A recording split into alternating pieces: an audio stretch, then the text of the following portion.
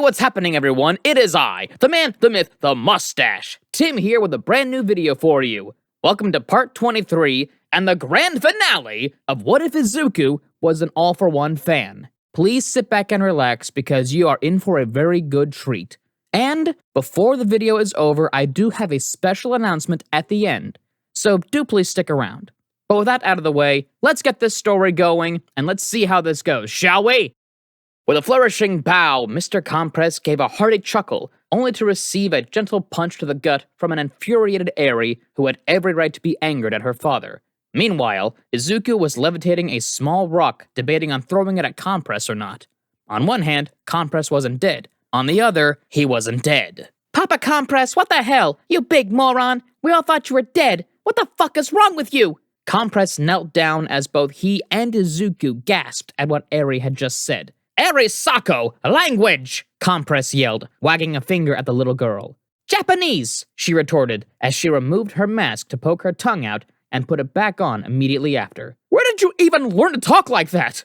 Izuku queried, as he got closer to the reunited father and daughter duo. Uncle Tamura, Eri said bluntly, as she pointed her cane at Tamura, who was kicking a thug in the head as the thug was slowly regaining consciousness. Why am I not surprised? Still, Compress, what exactly possessed you to go and vanish on us after the previous world #1 villain tried to take us all to hell with them in a blaze of glory? Izuku groaned, turning his attention to the newly returned member of the League. As if answering his question without words, Compress held Nagant trapped within one of the marbles between his fingers. You knew she was gonna try this? Izuku was slightly taken aback that someone caught wind of this rebellion when he had not. Then again, he was very distracted with Project Phoenix Feather, and there was Project Blackout. On top of that, he was distracted with preparing himself for Inko's wedding. So thinking on it, maybe Izuku was a bit too distracted as of late. Well, I knew Nagant was plotting a coup whilst you were distracted, but I didn't know where or when, nor did I have any evidence. So I went undercover to learn her heartless plot. I am deeply sorry I never told you, but she was making sure you didn't hear even a whisper about her scheme. If I did inform you, she'd have been the one to vanish, and then we'd spend our time always looking over our shoulders, given her role as our #1 marksman or markswoman. Compress bowed before Izuku as he explained his story to the leader and mastermind behind the League. I see. Well, provided we can be permitted to help the authorities with locking up these traitors, I'd like to return to my mother's wedding as soon as we can, even if she is marrying a man way below her standards. Izuku's comment earned a few snickers and hushed comments from heroes, villains, and students alike, and just as Izuku had requested, the loyal members of the LOV Inner Circle were now on the guest list and watched the ceremonies go off without a hitch. During the after-party, Izuku and his Inner Circle found themselves being welcomed, provided they maintained the ceasefire, which it went without saying that it did. Former classmates reunited and laughed and joked as if they hadn't been at war for almost 2 whole years. For some, things were a little tense, but nobody ever came to blows. Ironically, Izuku and Aizawa saw to it by both using the fact they shared the erasure quirk. So, Izuku, you sure this has to end after today? Why don't you guys just, make a deal with the government or something? Bakugo awkwardly scratched the back of his head as he approached Tamura and Izuku. Tamura simply shrugged as he looked away from the two, tutting to himself. I don't have to like what you choose, right, Izuku? You're the leader, right? Tamura grunted as he left, whilst Izuku turned to face Bakugo, sighing to himself. Sorry about my brother. As for us sticking around and cleaning up our acts, I don't think that's possible, Katsuki. Too much blood has been spilled on both sides. In fact, far too much on your side. Nevertheless, the next time you heroes and the League of Villains meet, we will be enemies. And you cannot hold back on us, Kacchan, for we will not do the same to you. Izuku sighed as he ate a few cocktail sausages from a nearby plate. Despite having her and her fellow traitors taken into custody, it was under Izuku's orders that Mina wiped Nagant and her rebels' minds before handing them over. Can't have the authorities learning of Projects Blackout or Phoenix Fire, after all. Once all was said and done, the League of Villains returned to Eye Island. It was official now. The League was back, and after fighting side by side with the heroes during Nagant's rebellion, they were stronger than ever. So tell me how Project Blackout is coming along, my trusty science team, Izuku said, as he wandered into a lab containing La Brava, Screwloose, Curious, Shin Nemoto, and Chronostasis. Well, Tactical, we have a functional smaller prototype that we theorize will work, but, well, without a live test subject, the small prototype of the actual project, we have no concrete evidence it'll work. Screw Loose explained to Tactikill as she gestured to several blueprints and scrapped design outlines. Not to mention the lab was filled with drones cleaning up empty coffee cups. She is correct, I'd hate to say it, but we need to test the smaller prototype on a live subject before we even begin to think about making the designs for the full-sized variant, sir. Not to mention, we cannot use a Nomu as a test subject, as they are just far too much of an unknown variable due to their genetic makeup, Shin Nemoto added, whilst behind him, Curious and Labrava scrolled the internet for the perfect candidate to test the prototype of Project Blackout. Izuku smirked and moved the two women aside, and he scrolled through the island's database of registered individuals with quirks, before finally landing on a female with a long black ponytail, Momo Yaoyorozu. Time to settle his little UA rivalry of the minds once and for all. This one! She'll be our test subject. Oh, and Labrava, send her a calling card that states we have intentions to capture her alive. I want those heroes to actually try and give us a challenge. Now regarding Project Phoenix Feather, I'll take over from here on out. Leaving them slightly confused, Tactikill departed the room, but orders were orders, they guessed. Tactikill gazed out of his lab window towards Japan, and as the dark of the night rolled in, Tactikill's reflection was somewhat shown in the glass, his glowing green eyes shimmering in the darkness, illuminating the reflection. Tactikill couldn't help but smirk at seeing how far he'd come. Flashes of his childhood filled his mind for a brief time. It seemed not so long ago Izuku was bringing people to their knees at age 4, and now he has brought the entire world to its knees at age 17. Izuku turned to a large black pod marked with a symbol of a white phoenix and smiled once more. He just needed more time with this grand project, and the world would truly be as it should be. Off in a training lab, Tamura grabbed training drone after training drone, turning them to dust in massive chain reactions as his eyes glowed a bright red. Izuku had examined One for None's reaction within Tamura, and as it would seem, the quirk had granted to Tamura Shigaraki the ability to focus his hate and rage, granting him the ability to not just decay things, but nearly erase them completely from existence, erasing images and written information on the target. Melissa's eyes glowed a just and pure bright blue. It was as the heroes feared. She had a copy of One for None. But why would Izuku give her this quirk? What was his endgame here? One for None spoke for itself in this regard, always saying it chose Melissa. When she reached out to Izuku during his time of incarceration, there was a brief time where she had managed to connect with Izuku on a level that was unexpected and disarming to him, allowing a piece of One for None out to investigate this interesting new entity. However, the quirk would never share more than that. It made it clear that, as the name implies, it is One for None. It supports neither hero nor villain, but something that rang out in not just Melissa's head, but Izuku and Tamura's heads too. There can only be one wielder. The duplicates must be absorbed, or the world will forever be imperfect. Still needing to train with it, Melissa soon discovered One for None allowed her the power to shield others from harm, so long as she deemed them heroic and worthy. Eventually, a message was sent to UA, informing them that the LOV had the intention of taking Momo Yaoyorozu and bringing her back to the Island Citadel by force. Heroes of Japan, if you do not prepare for the battle to come, you will fall, as we intend not to just seize Momo Yaoyorozu, but to take Japan too. Do not underestimate the League of Villains, for I am its master, Tactikill. We will prevail! And with that, the multiple hacked media devices across Japan cut back to their original programming, some now featuring live broadcasts of shocked and worried presenters. Finally stepping up and becoming our new master, instead of a temporary leader until Tamura can get his crap together. Had a feeling Gentle was right about you, Master Tactikill, and I'm sure he'd be tickled to see this moment if he were... Letting out a final sigh, Labrava sniffed and turned her back, only to feel her newly declared master place a hand on her shoulder. I understand. Losing Gentle was hard on us, but his sacrifice will not be in vain. But remember, Labrava, you have a big heart, one that holds the entirety of this family, that is the League, inside it. Trust me when I tell you that it hurts when you lose a loved one, but always have faith that you are doing exactly what they'd want you to do. Izuku smiled as he removed his mask. Despite it no longer covering his mouth, he felt it necessary to look the short villainess in the eyes as he shared this with her. You're referring to All for One, aren't you, sir? Well, I'm sure he'd be proud of what you and Tamura have accomplished. But thank you. Maybe I should book a therapist appointment with Curious. By the way, I was wondering, why are we going for this Momo girl? Why not just grab some random guy and test the initial prototype of Project Blackout on them? La Brava soon smiled back at Tactical, but still confused on the whole why announce the target and why make it someone so hard to capture. Oh, that's simple. UA knows that Nezu can compete with my intellect on a good day, and when it came to my grades in UA, Yaoyorozu was the only person who matched me intellectually, and it pissed me off. So it stands to reason that the heroes will have Nezu and Momo hide inside UA behind the front lines, much like the king piece in a game of chess. So the two most intellectual heroes left in Japan will be my opponents, and that sounds like a fun little challenge for us. Additionally, her quirk is complex enough that if the initial prototype works on her, it'll be safe to say we can test the final prototype on anyone. Although, I have that honor reserved for someone special too. Well, someone's.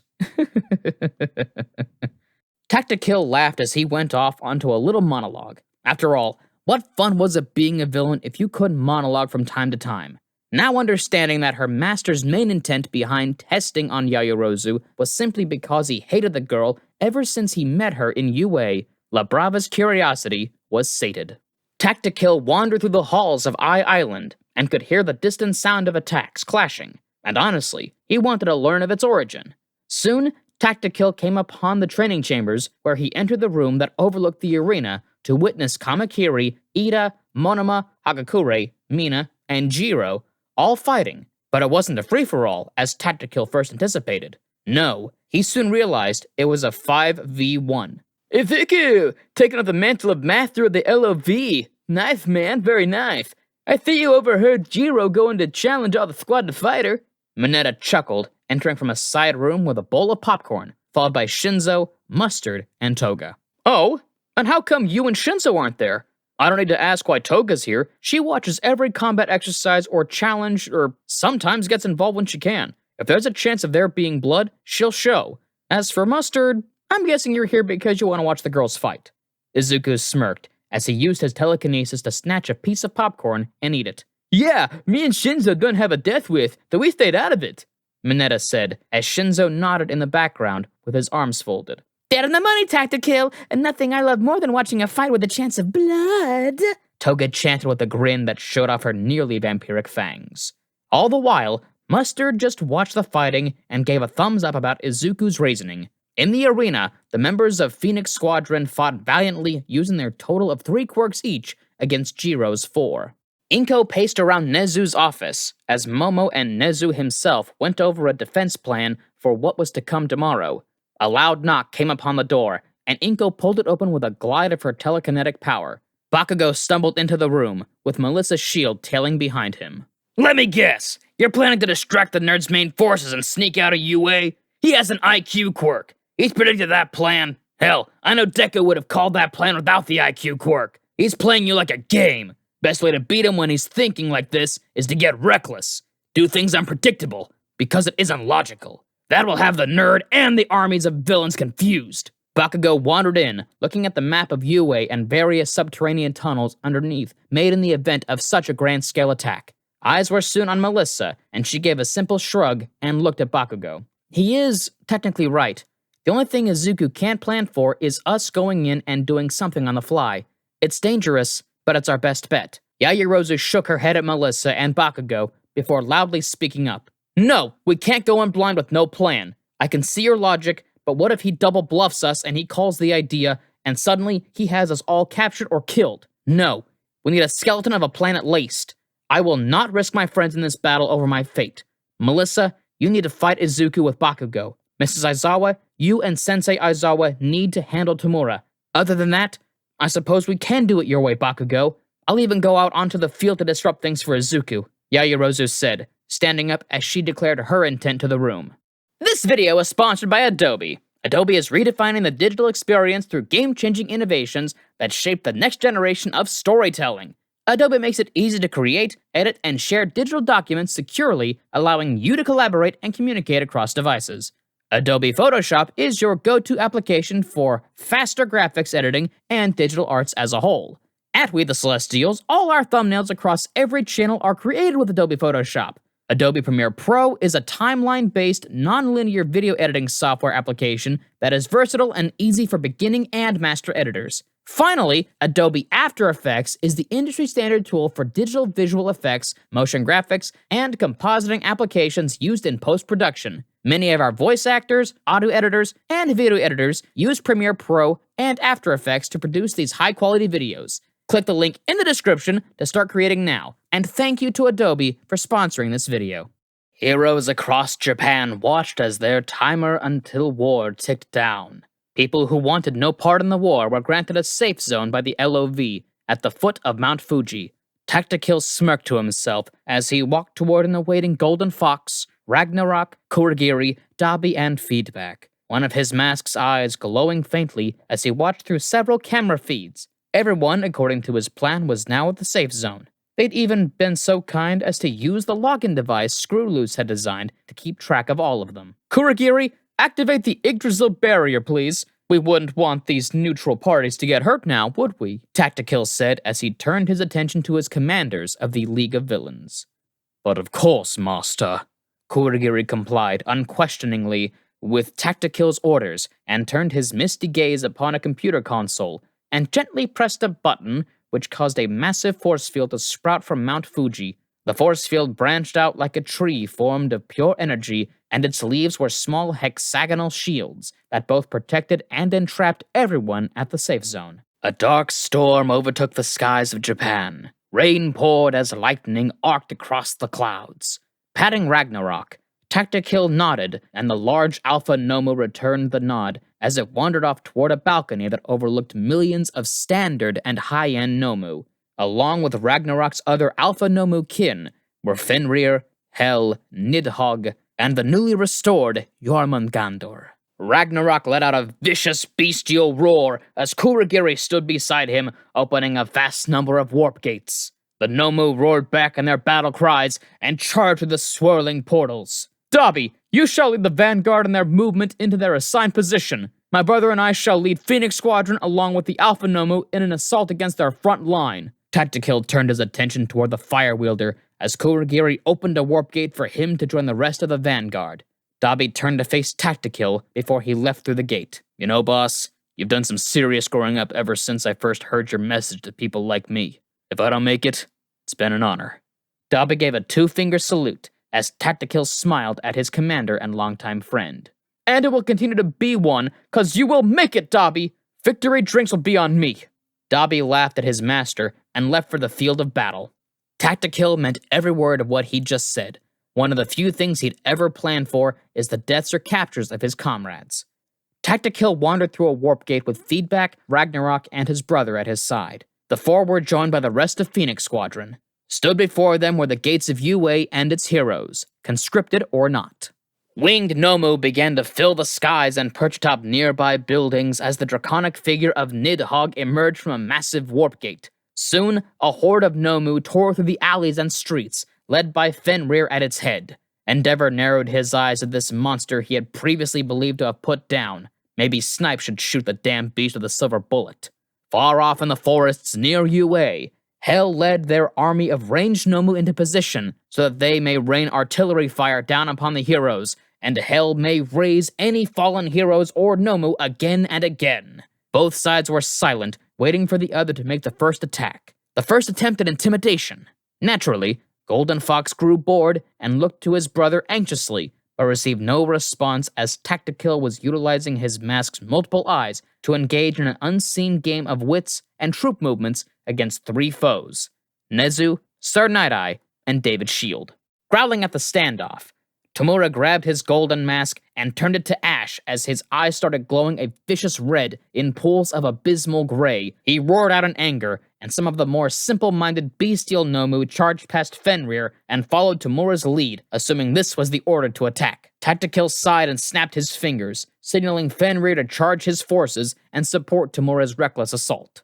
Nomu, heroes and villains, clashed and exchanged quirk charge blows. During the battle, Fenrir had found himself coming face-to-face with Endeavor again, but the cybernetically enhanced Nomu was swiftly dispatched, as Nezu had accounted for the possibility of Hel and Fenrir reappearing. Fenrir charged Endeavor, shrugging off the flames of the current #1 hero. until it stepped on a landmine and it felt 100,000 volts of electricity shoot through its wolf-like body, which only harmed it more due to having Moonfish's metallic teeth quirk and most of its internal organs being cybernetic. Hell's ranged battalion of Nomu were attacked and harried by beasts of the forests, controlled unexpectedly by the one person Izuku had deemed to never be a threat. Koda. Hell couldn't focus her necromancy quirk as she was constantly assailed by swarms of birds of prey, and no matter how much she swatted at them with her elongated claws, she would always miss. As for these other beasts Koda had command of, somehow they were not simple bunnies or squirrels, but instead ferocious bears, vicious hornets, snakes, all aided by massive titanic monsters of dirt and stone.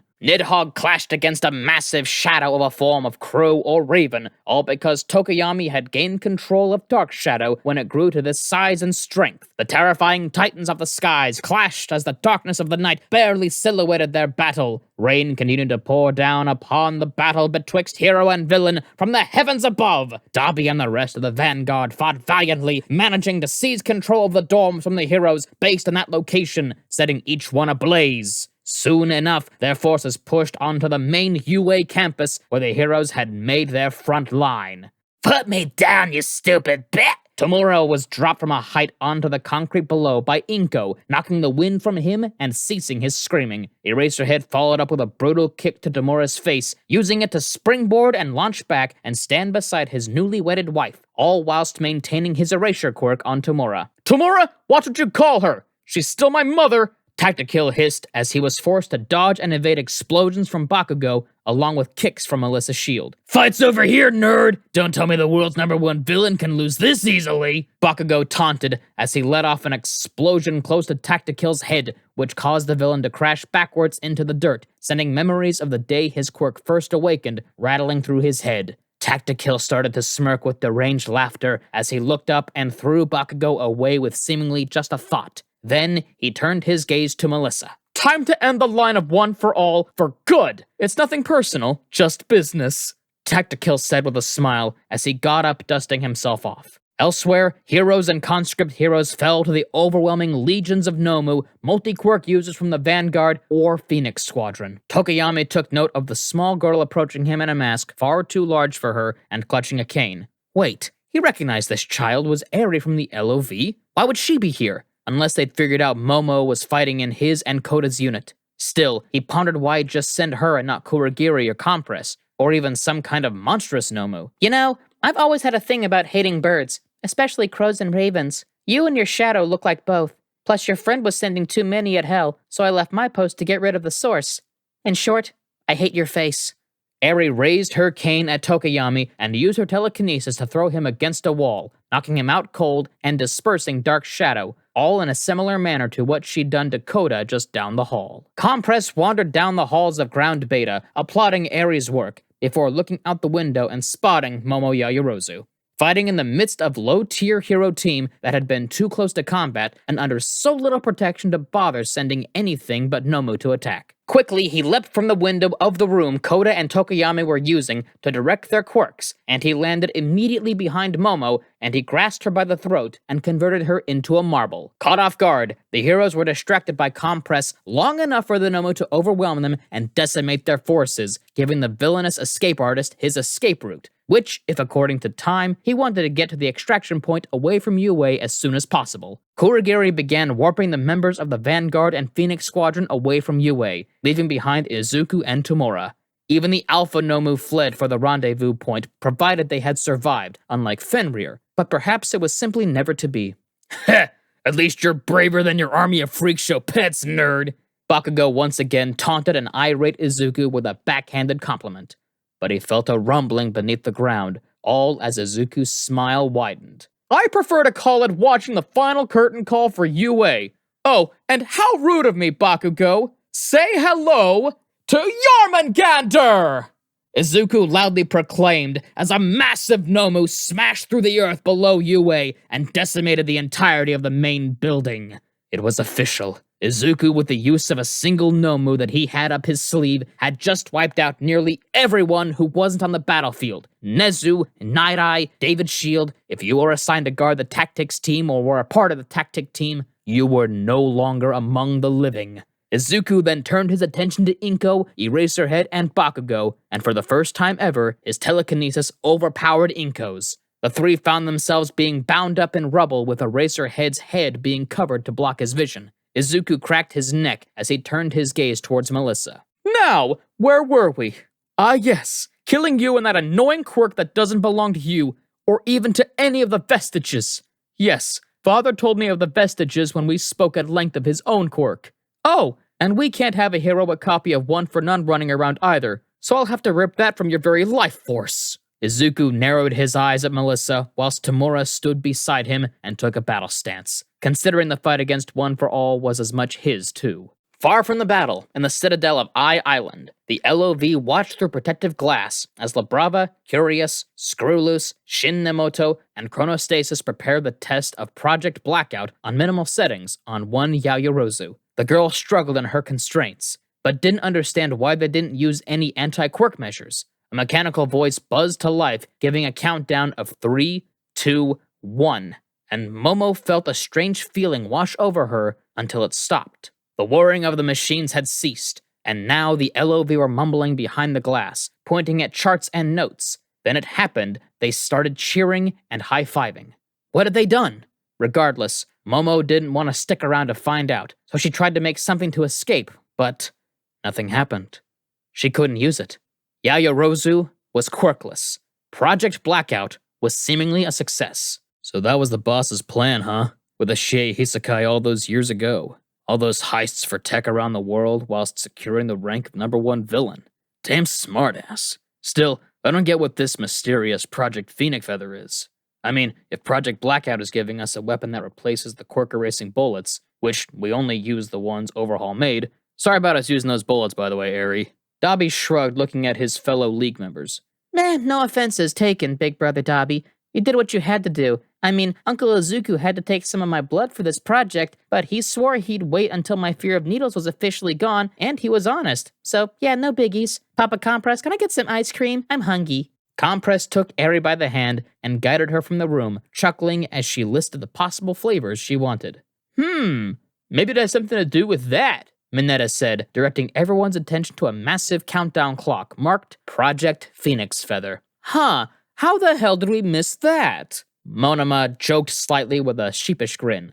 Slowly, the counter of the 3 minutes ticked down. All the while, Izuku and Tamura clashed against Melissa's shield, the power of One for None boosting them beyond their limits. Tactikill slashed his 4 swords against Melissa, using fighting styles with blades that had been taught to him from Toga, Ida, and Kamakiri. This fight wasn't going favorably for the wielder of One for All. Maybe if this were a fight against just one of the Shigaraki brothers, then just maybe she'd have a chance at winning. But so long as they stood together, this would be impossible. Maybe that was the secret to winning this. Only one way to find out. Phew! You know, Tamura, I never thought you'd follow orders from your younger brother so blindly. Guess we know which one of you was All for One's favorite child, seeing as he is the new #1 villain and all, not to mention taking over as master of the LOV. Guess he just let you have All for One because he felt sorry for you. Melissa managed to get her verbal barb aimed at Tamura out as she dodged past various attacks from the two villains. The trio were left panting as Tamura started to growl, and his One for None vestige made itself known. Whispers filled Tamura's ears before he began to smile. Good idea. I think I will dust them both and take the League back while stealing their vestiges of One for None too. Tamura smirked as he lunged for Tactikill, who blocked his brother's incoming attack by crossing his 4 swords, only to watch them get decayed, forcing the telekinetic teenager to back off this now free-for-all. Tactikill turned his attention to his mask's HUD clock. Okay, no biggie, just have to kill Melissa's shield in 2 minutes, then get a warp gate from Kurogiri. This free-for-all of One for None users was beyond destructive. Each combatant was evenly matched, and worse yet for Tactikill was that he was now running low on time. He had to kill the last holder of One for All now! Tactikill used every quirk he had at his disposal. He had never used every quirk at once. But he'd be screwed if he was going to let plans years in the making go down the drain. Fire, telekinesis, stone spikes, erasure, permeation, regeneration, metallic claws, decaying blasts. Izuku commanded his array of mastered quirks. It was, unfortunately, an inevitability. Blood dripped onto the concrete as Melissa fell lifelessly impaled by a stone spike created by the overhaul quirk she couldn't dodge forever. Not even danger sense could save her. Izuku began counting down from 10. Tamura charged him like a rabid dog, intent on using all for one on Izuku and stealing every last quirk from him. Stop counting down, you damned brat! You stole everything from me! First you stole Master, then the League, and then you stole the place as number 1! Well, I'm gonna show you what it's like to lose it all! Tamura shrieked as he reached out for Izuku, whilst Izuku simply smiled and stopped counting at 0. Nothing. Tamura felt nothing. His eyes widened as he fell backwards as Izuku started laughing at him. It was gone. All for one was gone. He couldn't have taken it. Could he? Izuku turned his back and mumbled something into his headset, and without hesitation, a misty warp gate opened in front of Izuku. Project Phoenix Fire was successful. Good. Tamura, I'm gonna give you one chance to defeat me. You and Bakugo have a choice to follow me through the warp gate, or don't. Either way, I lose nothing. Izuku snapped his fingers, shattering Bakugo's restraints as he wandered through the waiting gate, which persisted, seemingly awaiting Tamura and Bakugo to follow. Come on, Dusty. Let's team up just this once to take down that stinking Deku, Bakugo said, storming off towards the warp gate, followed by Tamura. The two found themselves in unfamiliar surroundings. A cold metal room. Hey, Izuku! Quit hiding and come and face us. In fact, why don't you all come out and bring it? I'll turn you all to dust and make my own league in my image! Tamura shouted out into the room before a bright light illuminated a smaller room overlooking the two boys who had come to face Izuku. Two figures stood overlooking the room. One was Izuku, but the other shook the two boys to their core. Now, Tenko, is that any way to speak to your master and your fellow league members? Well, I should say, former master and league members. And your master was your brother too. You truly were a disappointment. That voice. It was him. All for one! A mechanical voice buzzed to life as Izuku pressed a button. Project Blackout 100% charge, preparing to test fire in 3, 2, 1. A blinding light washed over Bakugo and Tenko. Is it done, Izuku, my one true heir? All for one asked, as he turned to Izuku, still getting used to his new body. Yes, father. They are quirkless. Kurogiri, send them to the safe zone just as you did to Yaoyorozu. Screwloose, align the dishes towards Japan. Following the orders of their master, the communications array was aimed solely at Japan, and the quirkless duo of Katsuki and Tenko were sent off to the safe zone, or rather, they were trapped with the people of Japan, waiting to be hit by the full power of Project Blackout. Overhaul had the right idea of eradicating quirks to prevent the quirk singularity. Redestro was also semi-correct with the idea that those with quirks should use them, but there was no order to it. There needs to always be a leader, so why not eradicate quirks with Overhaul's idea, but leave the ruling class in the society with all the quirks? This would be the Society of the Phoenix, led by Tactikill and advised by All for One, who had no interest in even lifting a finger anymore. He instead wished to happily retire after returning from the dead, thanks to heavy experimentation on cloning quirks, regeneration quirks, and the one and only Rewind quirk. Izuku stood and watched as Japan was bathed in cleansing light from Project Blackout, until he was soon joined by his second-in-command. So, this was your big plan from the beginning? Well, you certainly bring about a new era in style, so you said a while ago about us, and after Project Jiro was cut off, as Izuku created a wall of flames around the two, their silhouettes merged for a moment behind the flame, and then parted. When the flames dispersed, Izuku cocked his head with a grin as he looked at Jiro, who stood stock still. Does that answer your questions, Commander? And that's our video, as well as the grand finale of our series, What If Izuku Was an All-for-One Fan? I want to thank you all for indulging yourselves in this. I hope you have enjoyed this series. I know I have, from the beginning to the end. This has been a ride, and I have been so glad to be a part of it. First off, I want to thank you guys, the fans. Without you, we wouldn't be able to do videos like this. your love and support for this channel and just continuously watching, listening, everything. Thank you all so much. And if you like more stuff, then check out more of what We the Celestials has to offer. We have great storytelling with our My Hero Academia and Naruto What If channels. We have deep dives talking about the lore of anime. We also have a Dungeons & Dragons channel, so go check that out. That's a lot of cool stuff right there. I also want to give thanks to everyone who is a part of this series, not just today's video, but the entirety of the series. They have done a fantastic job. Just the audio editors, without the audio editors, my voice would still sound like this. They wouldn't have all the fancy stuff going on with it. And I want to thank the video editors because they put the videos together. They put all the images up there. They do such an amazing job. And I also want to thank the writer, Pitt, because Pitt, since day one of this series, he and I have collaborated over the scripts, checking for quality and making sure that this series would be good for everybody. So give some love to everybody who's been a part of this. Details in description below, so send them some love, please. And finally, if you like what we do here at We the Celestials, I want to extend an invitation to join our team. Only thing is, you have to be 16 years or older to join our crew. And you can sign up for whichever category fulfills your interests by joining the recruitment Discord using the link in the description below. And now for my big announcement. The big announcement that I mentioned at the beginning of the show. In a couple of weeks, I'm going to be doing a Q&A video. How it's going to be is it won't be live. I want you all to drop questions for me down in the comments of this video. I'll give it a couple of weeks. Then after 2-3 weeks, I will go through them and I will answer the questions and make a video out of it. So have your questions ready. And with that being said, I want to thank you all once again for sticking around with this series from the beginning to the end. Thank you all so much. Be kind to yourselves, because you gotta be kind to yourself. Don't beat yourself up, please. Be kind to others. You never know what somebody's going through. Could be something internally, could be something externally. You don't know, so just be kind to each other. And finally, stay awesome, because I know you all can stay awesome. This has been Tim. Mustache out.